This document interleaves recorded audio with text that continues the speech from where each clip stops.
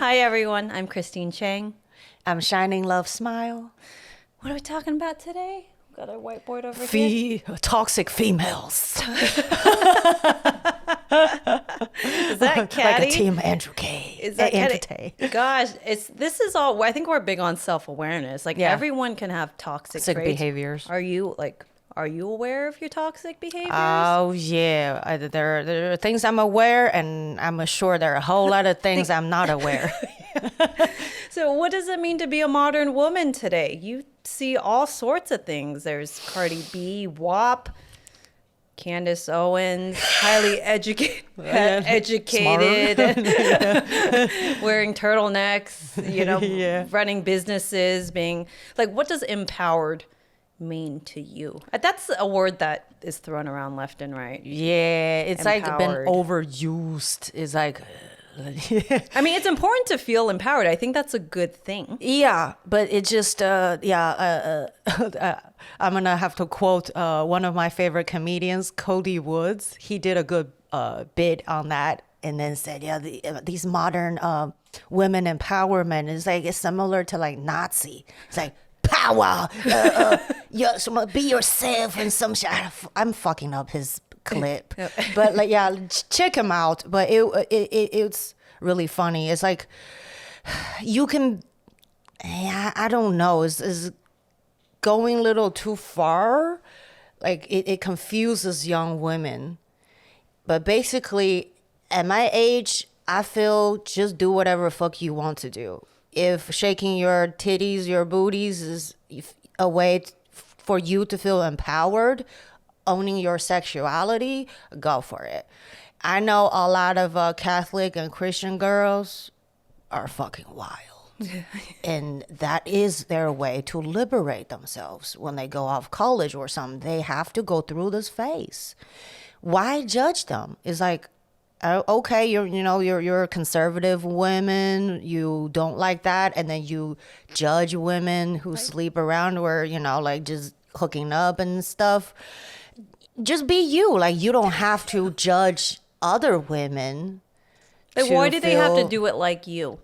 Exactly. Like, man, women, everybody, we're at core, we're kind of the same, but individually we have different path and journey. So why does that even bother you? And I know they are girls who are just a naturally born hoes, sluts. That's just dumb. Well, and they like sex. Yeah. There's nothing wrong with saying like you enjoy sex. Yeah. Some women, they like sucking dick. Yeah. And they use that to their, they're fine using that to their advantage. It makes them feel empowered. Exactly. And don't you think like there's enough bullshit women have to deal with, since day one? And do we really have to deal with bullshit from women too? Like, just be like, men used to tell women, oh, this is how you should, or like a religion or whatever different thing that tells women how to behave and be a good housewife or whatnot. And then they're also like the I don't know. I don't even know the waves of feminists. I know like a lot of feminists are talking on the first wave, second wave, third wave. I'm like, the fuck is that? Well, people, oh my God, there's way too many subgroups now. Like, it's so fucking with everything. It's confusing. Yeah, I don't like that intenseness. People like, it's funny because it's usually the ones that don't like being put in a box start creating new boxes for people to be in. Yeah, like exactly. Like the selective outrage and being hypocritical, that's something I don't like. Like one point, like one thing you say, oh, you empower women, and then you go around shaming women who behave differently than you are. That's not feminist, and that's not feminist. No, you're just as toxic as Andrew Tate. To be honest, you probably do more damage to women than men do. You feel like I just don't like the intenseness of feminists. It's like, but I get it. when you're younger, and then also probably you've been wronged by or hurt by men, or maybe sexual abuse as a child, and you develop this hatred towards men. I've been there. But you know that doesn't help you. To hate men does not empower you. Correct. It's gonna come back to bite you, and you're not empowered or liberated by just hating men and trash talk all men. Nah, that's not. We need men. Absolutely. You know? A lot of women, and I've been guilty of this too, thinking you're superior to them. Oh, like, they're so fucking dumb. You know, like stuff like that, Exactly. you know, like, Yeah. I can do it better. That is I do realize that. that is Guilty. toxic. Okay. Yeah. That's and it's not. It's just that's the first step also in dating and creating a loving romantic partnership with someone. Sometimes I ask women, do you even like men? They say they want to find a partner, but I'm like, do you actually even like them? Because that's step one. Yeah. The men haters are the same as women haters, the incels that women, you know, talk shit about. Like, for I guess the toxic feminists who like just hate men, you're the same as the incels that you keep shitting on. Same mentality. Why, like, for the men who like hate women because women are gold diggers and they just want money and all that and fuck women, you know, women are all blah blah blah. It's the same mentality. Do you not see it? Like, do you not see your hypocrisy in this shit? I don't know. Yeah, feminism over the years has I'm not gonna get canceled hard for this. has become almost like when a lot of times when people hear it, it could be like a negative connotation to it. Like, in the feminist, it's just equality. Like, the formal definition of it is equal rights, you know, which I agree with. Yes. And for the people who have fought for that, I'm very thankful that I grew up in a time where I had opportunity that women before me did not. Getting an education, getting to work and pursue my dreams, you know, living in the US. That is amazing. Okay. Oh, that reminded me Ali Wong's bit, her first special, talking about it. Like, I mean, she's obviously just a joke.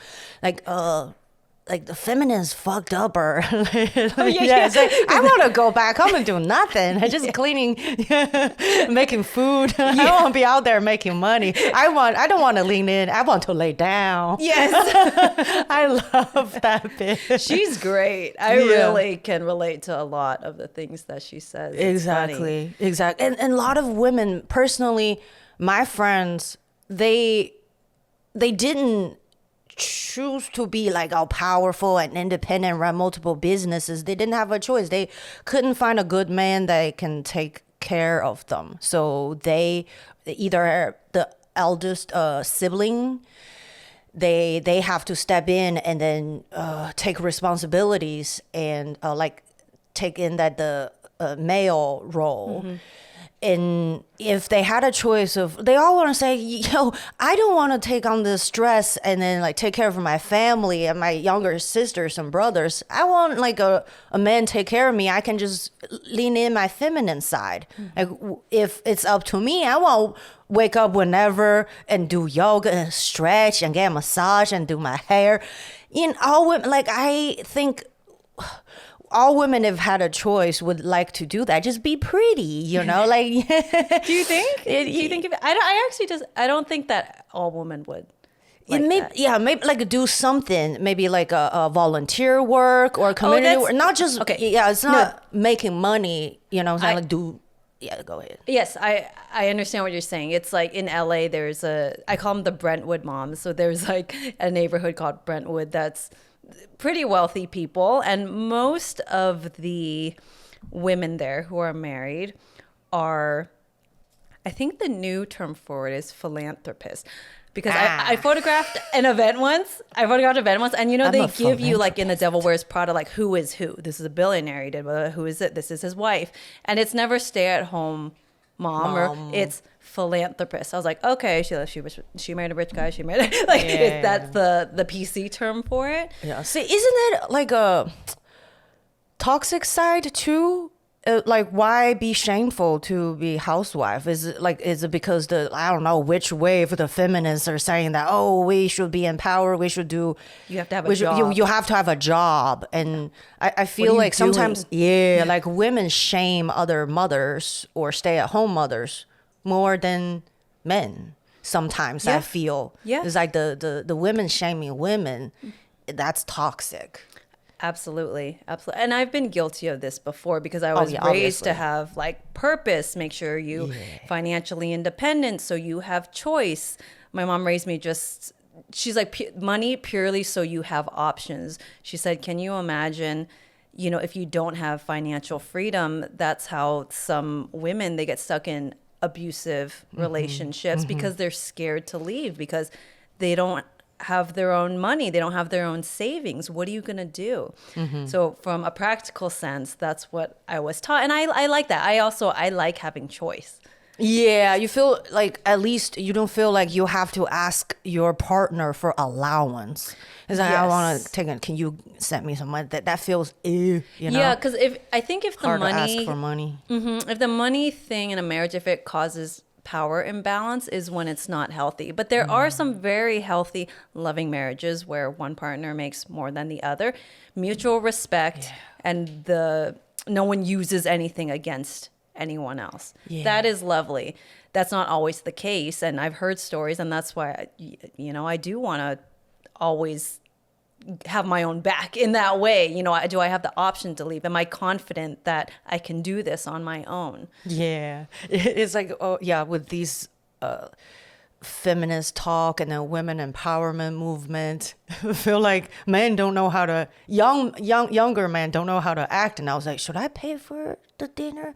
Should I open the door?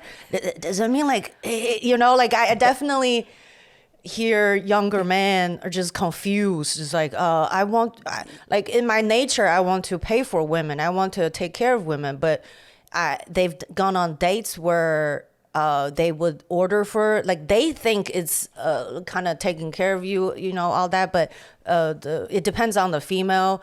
They will feel like, oh, are you like making decisions for me? And like a toxic masculinity or something. So it's making young men don't know how to act absolutely. around women. That's why modern dating can be so tricky because everyone's different. Everyone is different. So it's good to communicate. This is why upping your communication skills is so valuable. So you can communicate in a way, just say it's something you didn't like. And that has happened to me before.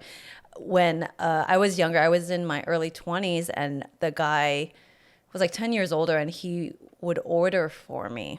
And I would tell him, like, when he's like, what do you think about? I'm like, I think this. And then when the waiter would come, he would order for me. And I did not like that. But I don't think I knew how to communicate in a healthy way back then. I was just like mad. I'm like, I can talk. Like, I can order my own thing. And he's like, oh, okay. And of course, he's just trying to be kind. Right? And so I should have acknowledged that, like, knowing he had good intentions. But the feeling I was got, like, do you think I can't talk? I can't do this myself? That's why, like, a downside of these feminist movement is making young women confused as well, and assume like the worst of men. And when men show like a traditional masculinity traits, like open the door or being what's the word? Chivalrous. Chivalrous. Yeah. It's like feminists killed chivalry. But no, it's and then when they show some sign of it, they will think, oh, this is a sign of toxic masculinity. This is wrong. I've definitely been there too, but that's why I'm saying, like, to think the positive side of it. It's like, oh, he has a good intention or something. Then you won't assume the worst of men all the time, because that can sabotage a lot of good dates. Absolutely. Yeah. Oh, absolutely. Yeah, I've heard that if both partners are younger, like, it's more because they grew up more on similar values. The dating is actually, they understand the roles a little better, that it is equal, versus one of the most challenging is if it's a guy who's 35, 40 plus, and then if he's dating women, maybe even around his age or younger, because that is different, because the way they were raised, you know, how do you provide value? It's by their dads, it was more like financial duty and all that. All that is different now. Women do not need that anymore. Yeah. You know, some people, they choose it, but they don't need it. Women, I think it wasn't until like the early 70s that women could get a credit card without their husband signing off on it. And as soon as women could get an education and have their own credit card, their own money, you know, some people, they say, you know, women are the ones that are initiating divorce now. That's the statistics more. I'm like, yeah, because they don't have to put up with as much shit anymore, which grandma back in the day, she had to, because she couldn't get a credit card without you signing off on it. Yeah, that's good comes from the feminist movement that we have to give credit to. Yeah, you're right about that. It definitely liberated a lot of women from abusive relationship. And they say, hey, I make my own money. I could just, like, why the fuck do I have to stay with you? And yeah, and then who's this stand-up comedian? I don't remember her name, but she said it's like a natural selection because women are smarter, getting smarter. We focusing on self-improvement, like spiritual journey, and we're leaving behind men who are not with us, who are not growing, and they should be just naturally selected out of a gene pool. You feel like they're just dying out because these men are not. Yeah, I mean, you know, like the when you think of the toxic males, like older, like listens to like Tucker Carlson or some shit. It's like oh fuck the immigrants and fuck this and fuck that, like, and those people, you know, maybe should be selected out from human race. I mean, we're not letting them procreating in us, so they're dying out. They're the extinct species. Yeah, I do think that women in general, modern women, are raising the bar in terms of what they would like out of partnership, because we don't need the money. What else are you bringing to the table? We can demand someone who's emotionally intelligent, that has done introspection on them. You know, like all these traits that maybe men didn't have to look at before. Before it was just like, oh, this is enough. This I work and then I come home, like that's enough. Where now with parenting, you know, a lot of women, they want help. It's like, I gave birth to this thing, like we're in this together. Yeah, and then like the to balance things out, like the toxic masculinity talk, and I hear people say that the data shows single women and childless women are the most miserable and this and this and that, and I don't know where they pull the data from. But empirical data says women who are not married, who don't have, like, men need marriage more than women do. Yes. Yeah, they live longer and happier.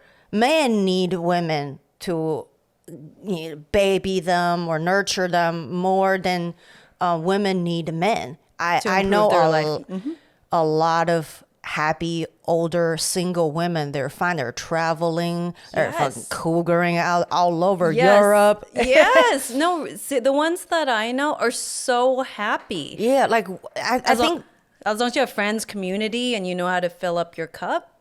Yeah, exactly. Like those, like some podcast bros are talking, oh, you're gonna be like lonely and you know, sad, and it's giving young women the anxiety. But the empirical data just shows men need women to be happier. They are the one. Single, miserable older men are the saddest thing.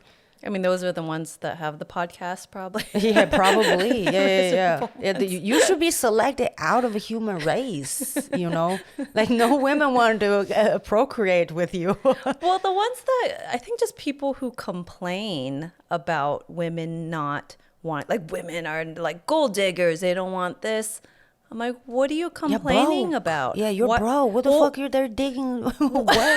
Well, what do you have to offer? Yeah. Are Yeah. you upset people don't want to date you? Maybe there's a reason for that. Maybe you could work on yourself. Exactly. I mean, this is man or woman, like if you're complaining, maybe work on yourself. Is there a pattern in your life? If there's a pattern, guess what? What's the only constant variable? You. Yeah. You're the common denominator. Yes. Yeah. So with femininity, I myself, like, I will say I am a feminist because I do believe in equal rights and all that. Would I ever sport a shirt that says like 1-800-feminist? No, some women are like all about it. Like, I'm not like that.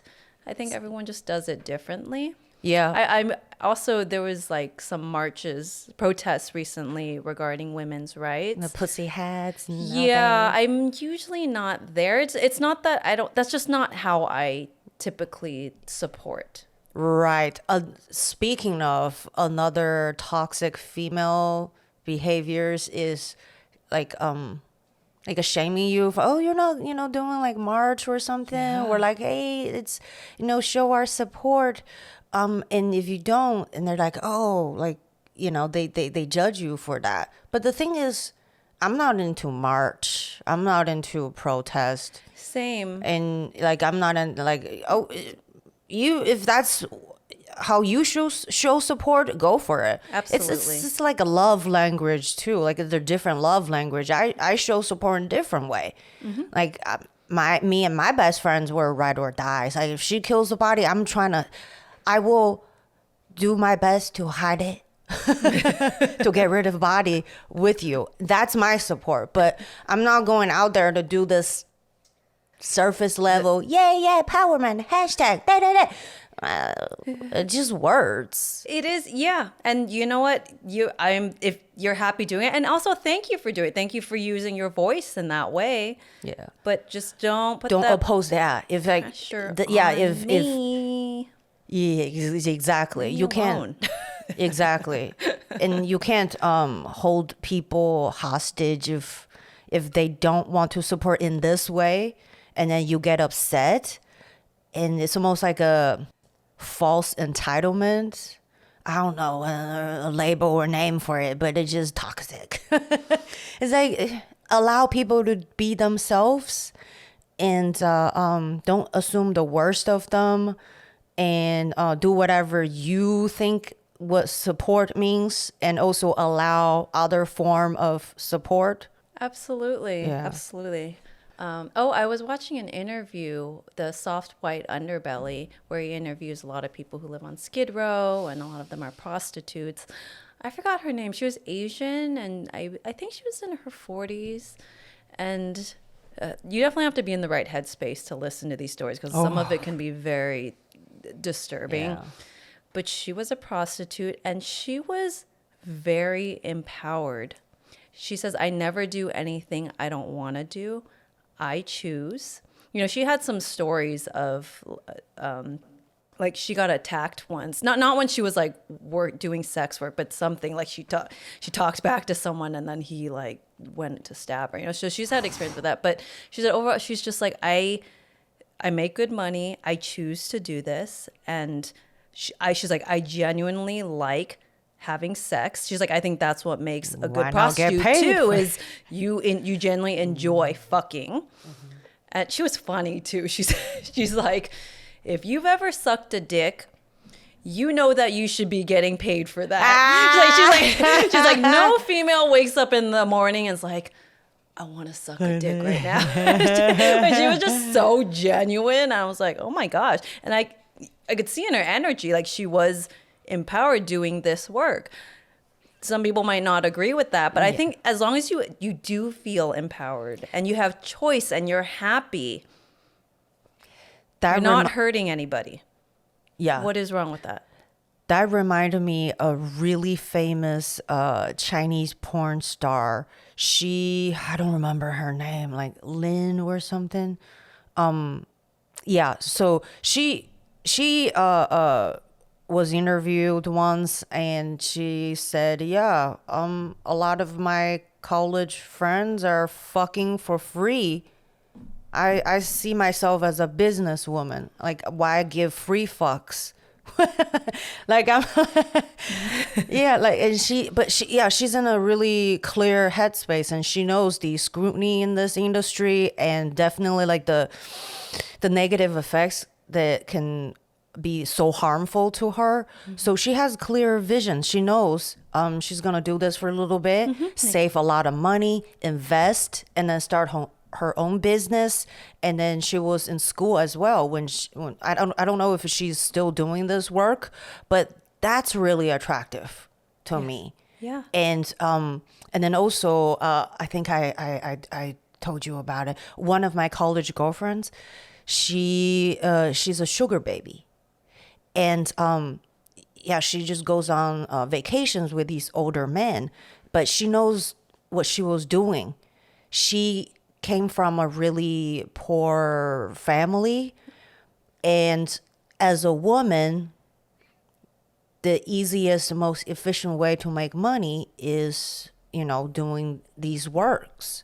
And then like Cardi B talked about it too, stripping or whatever. And I love that she said she's not ashamed or regretful, because that line of work give her a stepping stone, and she can leave the toxic relationship she was in, abusive relationship. And it made her a lot of money, and then she could go on do some other stuff. Like my friend back in college, she would listen to these older men talking about like investment things, and she would pay attention to that. So all the money she makes, she didn't waste it. She invested in herself. She used that money to go to school and, learn some things. And then she wants to start her own business too. So it's a temporary thing. It just, if you're clear in what you want to do, yeah. But a lot of the thing is with this line of work, or porn or stripping, is because the human trafficking behind it. A lot of women from third world country or whatever, and get shipped here to do this.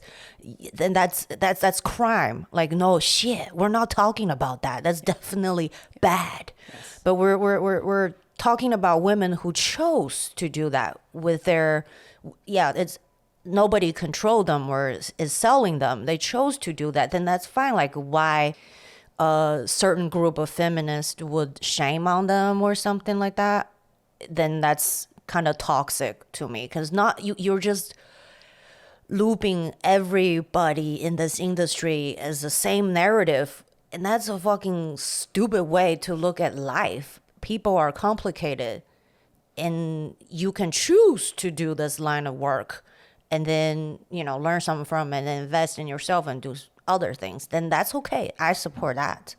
Yeah, absolutely. I think you and I, we value freedom, like very much. Yeah. Like, you do you, as long as you're staying safe. And I think also doing it with integrity, because just say with the prostitution and stuff, my thing, because integrity is my core value. And if you knowingly sleep with someone that is married, I don't think that's cool.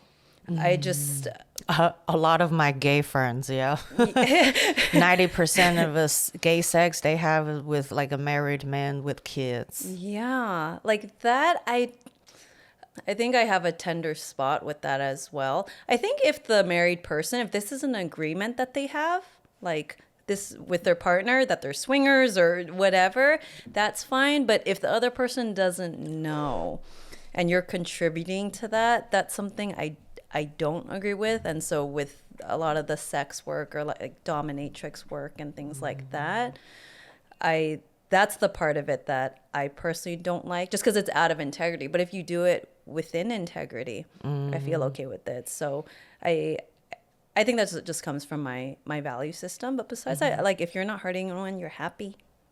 And I think, but that's the problem, is people judge because they think whatever you're doing is hurting someone. Like you're hurting the younger girls by teaching them a bad example. They genuinely think that you're hurting others. Yeah. Like there's a term for like a soccer mom or something. Helicopter mom? Helicopter mom. Is it helicopter mom? Yeah. It just remind me this viral song, helicopter. Sorry, that's retarded. Well, I think that's why it's important to have conversations with your kids.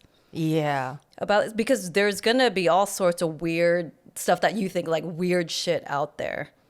Right. Yeah. But if you raise them and have these conversations of what, there's all sorts of different people and you can't avoid that. They have the internet now. They could look up anything. Yeah, you can't shelter your kids. And I remember there was a time where like the helicopter moms, I guess, would want to cancel video games because video games make their ruining their kids' life. Yeah, one be violent or like what's the one specific one? Grand Theft Auto, GTA. Yeah, to be like, yo, if my kid's doing this, they will want to go out and rape people and kill people and stealing cars. No, I don't think. Yeah, I don't know where they make that connection. It's just a video game. If you don't even give your son or daughter, you don't even trust them to play a video game, and then and confuse that with reality, then maybe it's your parental thing that you need to take responsibility for and not asking other people to stop playing, like cancel this video game because it fucks up my son's head. That's toxic. That's entitlement. Yeah. Yeah, you can't control the world, how other people behave so that your kids is protected. You teach your kids value. Yeah, and that's one of the toxic traits of, I guess, like a toxic female traits too, when they become like a mother and then they'll just kind of want to, I get that you want to protect your kids, but controlling, yeah, you can only control yourself, and then you gotta give room for your kids to make mistakes and stuff and be exposed to different things so you could have those conversations. Everything is so like they want to get rid of things in the history books, and like at Disneyland there was like a Pirates of the Caribbean. Have you been there before? Have you seen that ride? Pirates of the Caribbean in Disneyland? Oh, yeah. So there's a scene, and it used to be the pirates, and there's a bunch of females like tied up, and they're auctioning off brides. It was like one of the scenes, and they got rid of it. They updated it, so there's a female pirate, and she's empowered there, which is a more positive scene. Which I understand that, but there was a lot of talk online of like, yes, it's old school mentality, but that's kind of stuff used to happen. Mm-hmm. Historically, it used to happen, and I think some people are just like, "Oh no, the kids shouldn't see that." But you can talk to them and explain to them, like, "Hey, like this stuff used to happen, and it was in history books, and this is what this set is modeled after." But I just feel like everything has to be so positive now. Yeah, it's like you gotta check the list, okay? And okay, so she's a minority and LGBT and fucking disabled and retarded. Let's use her. She checks out the list. It's a good thing, but humans are so fucking extreme that it has to swing one way. Exactly. That sometimes I think it makes it worse. Like, did you ever watch Sesame Street? No. Okay, well, Sesame Street growing up, it's good, very educational. It's on PBS, and there's like the puppet characters along with some kids, and there's skits. But they would put in like, oh shoot, we should put in one black kid, one Chinese kid, and one Latino kid. It's great because they were making effort, but sometimes I think that makes it worse. Like, we know exactly what you're doing. Exactly. And at the end of the day, as consumer or viewer, is the content good? If, like, when, say, the Alien franchise came out, I think back then she was one of the few female hero. The woman that Sigourney Weaver. Yeah. And nobody nobody said nothing about, oh, why you're making a hero a female. Back then, nobody said, because the movie was so good. Naturally, like she was the hero and fought all the aliens. I love that and movie. that, yeah. And those movies do exist. Like with Star Trek and Star Wars, they use all back. Yeah, I love Star Trek. and back then, like nobody said, oh, why aren't enough black people, Asian people, or Mexicans were there were nobody, like the director or the crew did that because it's a good content, and then also it fits with the narrative. It's it's a fucking multi-universe shit. Yes, It's like, yes, obviously everyone's you'll together. have different race and different background Yes. people. If that fits the narrative, yeah. But with the Little Mermaid thing, Yes, Yeah. the new one. the new one, Who was the actress they casted? Do you remember? I just know that she's very black. pretty. Yeah, she's very, gorgeous. she's very. You look at her face. Oh, it makes sense. Is a live mermaid, but the thing is, I think because the media or the politics or some shit just shove this PC shit in our throat, and people are reactive. And that's what happens. And not because all of them who oppose of Little Mermaid being black are the shittiest people, are fucking the race is the most, like the ugliest human beings. Because I can see, like, you've been shoving this narrative to people, and obviously there's gonna be pushback. And not all the pushback is bad. And obviously there are racist people who don't. Yes, that exists too. But all things can be true at the same time.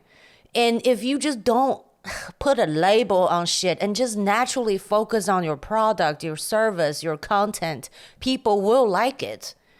And so part of it is like the politics, the leaders, and then the media. You take your responsibilities too. Take the part of accountability too. Like the narrative, you're shoving the fucking shit into our throat. Obviously, there are people who would not accept. Yeah. So, anyways, I went on a rant. No, it's I mean, there's always going to be extreme people, but it makes me think of, I mean, I am thankful that there's more opportunity for colored people, that they are getting more roles in mainstream, because growing up in the States, it's almost something you didn't even really think about, like, oh, this is how it is. This is what a prom king and a prom queen looks like. It is, you can imagine in the 80s and 90s what that looks like. It's very specific, when now it is different. Anyone, the nerd can be the popular kid at school, right? Which is so nice. And I think it's after Crazy Rich Asians came out, I actually didn't realize because I was never one to push for it. Like, oh, we need more Asians in media. Again, I'm not the frontline protest person, but I didn't realize what a big impact it made, in that I was like, oh my gosh, like, I'm really grateful that we get to be more in mainstream.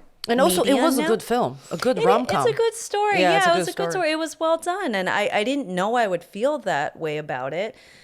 And now, though, I do feel it's getting a little extreme in some areas, that people want, like in medieval movies, like, where's the colored people? Like in medieval times, it was white. Yeah, it was white people. There was exactly. no Asians. Okay. Yeah. So exactly. that is the same as Matt Damon being cast, and there was some China film or something. It's like white Damon. I'm like, that's the same thing. Yeah. Star Trek's different, right? Like fantasy, that's different. But this, I was like, but that It doesn't. yeah, It gonna throw you off a little bit. like, yeah. Yeah. Like Doesn't seem House reasonable of to me. Dragons. When I saw like the black family with the gray hair and then like live by the sea and all that, I feel forced. I mean, the actors, the acting is good, but like I just feel like. It makes you feel like, oh, because they didn't have enough black people there, and then they have to throw in this black family. And where did they go? Yeah. Like, where did they go? Because Game of Thrones, they aren't there. So, like, what where you, you know? Yeah, I mean, I'm just glad people are trying and it's different, but I'm sensitive to whether it's genuine or not, and also whether it makes sense. Exactly. It needs to fit the time. And also, there was a movie I saw with Asian cowboy in Midwest. And then, like, I was like, no, Like, please stop. yeah, Why? There's no Asian cowboys that kicking it with like a Texan cowboy, like white cowboys. No way. It doesn't fit the history. Why? Just because you want, it feels fake. Then no. Yes. Yeah. Yeah. So the whole inclusion thing, I think, has gotten kind of extreme, but I think it was needed to also kick off the whole inclusion thing, which has been good. I think, for example, the Victoria's Secret, they've changed recently to have different types of models, not just one type of model. People feel differently about that. I overall think that it's good. Yeah. That it's good that, like, Rihanna's what's Rihanna's lingerie line? Fenty Savage. Yeah, so she's the one I think that kind of started She did it well. Yeah, the mainstream trend of having all sorts of models come in and different actors and models. I'm like, oh, that's cool. I think it's important for especially young people to be able to see themselves in certain roles and scenes. It's not just for one person.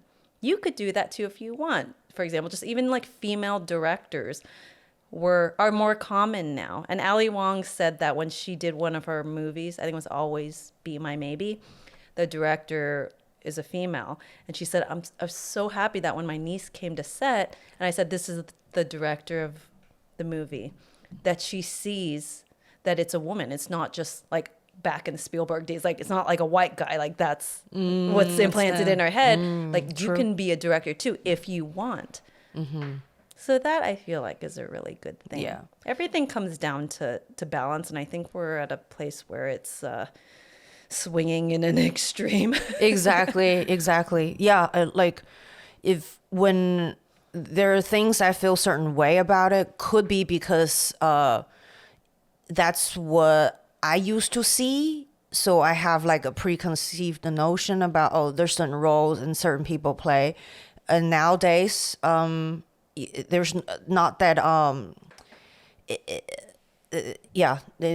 the what's affirmative action, it has good side to it. It does open doors to a lot of I guess oppressed groups, but going to the extreme is a little annoying. Yes, but the good side of it is like that. And also, like, for people who feel that type of way and then go march and cancel affirmative action, I don't think that is an answer either. It just canceling and then like banning is, I don't think that's the answer to things. Is like productive conversation. And also like the TikTok I saw when Little Mermaids first came out, and a lot of young little black girls see the mermaid and then it's a black mermaid, and then they cry. And how can anybody see that video and go, oh yeah, like fuck this mermaid being black. Mermaid should be white and ginger and red hair. How, if anyone can see that, you should, like, even if you felt that before and you see these little girls and happy and see the representation, you should be like, oh yeah, I feel shitty about saying that or thinking that. It's just fucking fiction.